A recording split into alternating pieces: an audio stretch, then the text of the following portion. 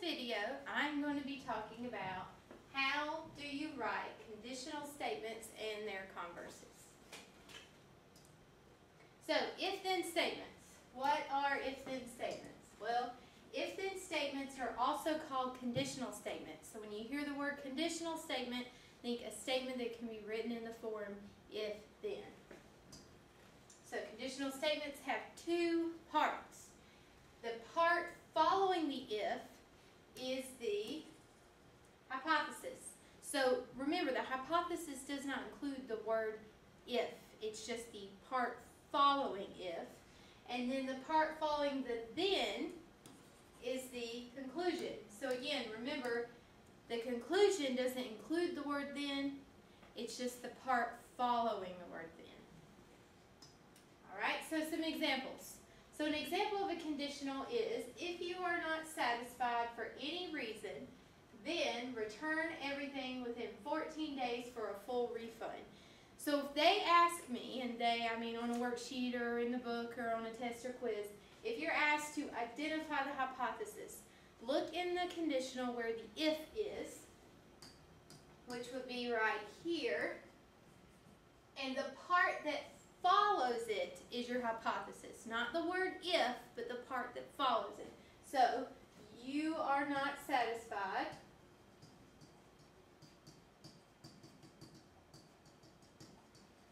for any reason. That part would be considered the hypothesis. Again, not if.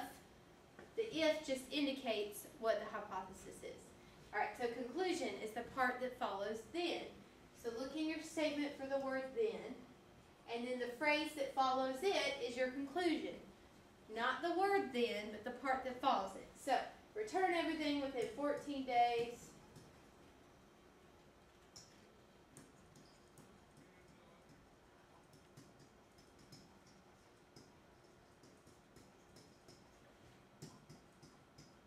For a full refund.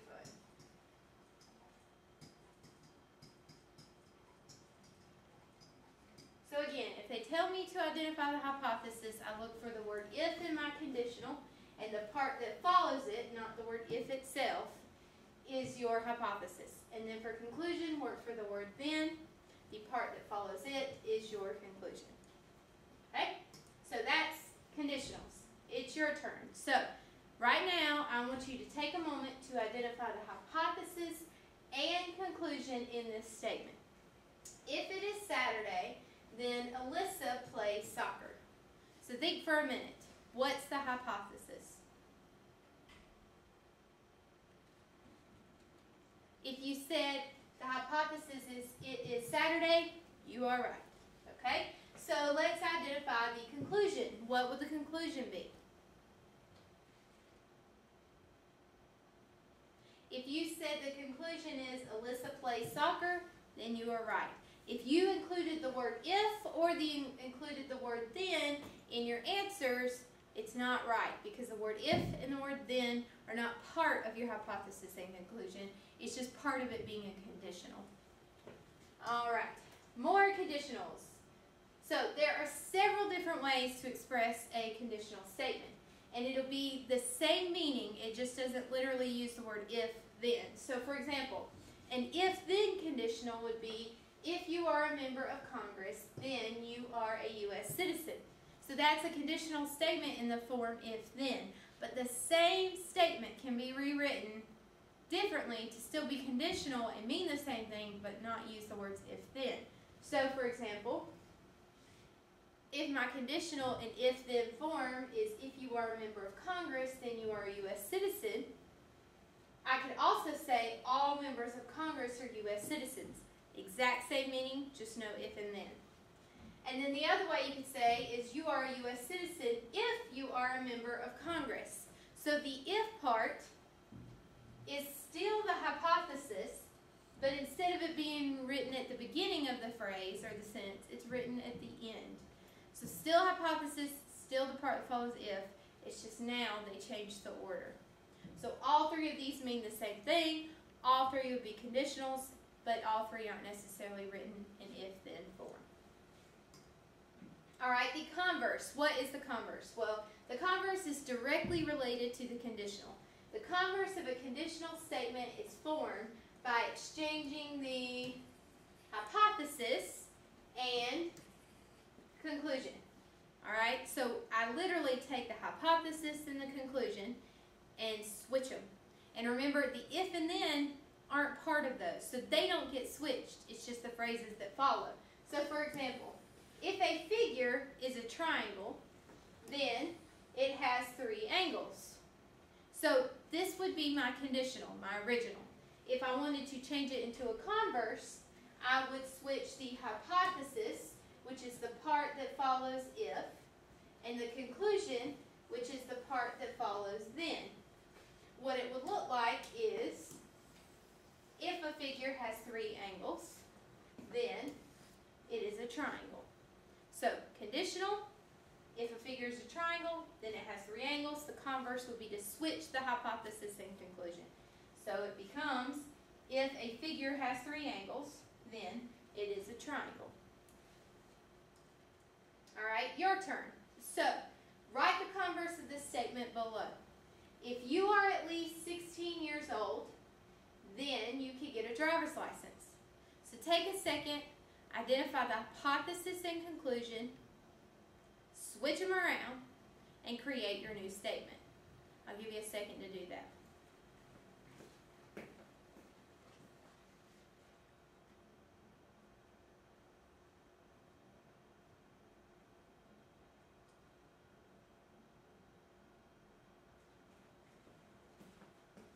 All right, so let's see. My hypothesis is the part that follows if. So that's this part. And my conclusion is the part that follows then. So that is this part. So I just switch them for converse. So my converse would be, if you can get a driver's license,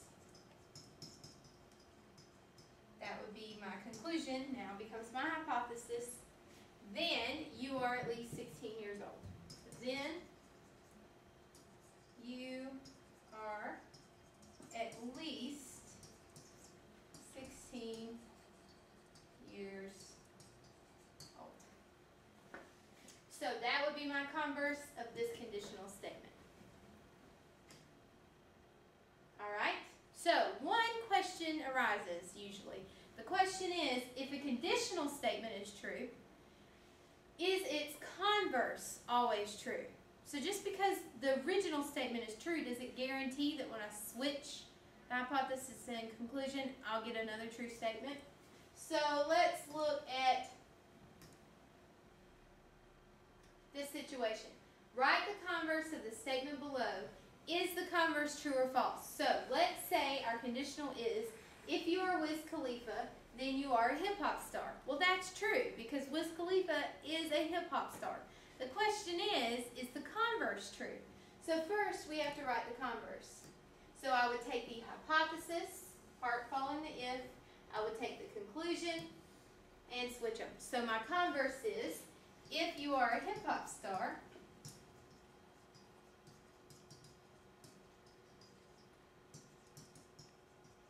then, and then my hypothesis becomes my conclusion. So then you are Wiz, and I want to make sure I spell his name right, Wiz Khalifa.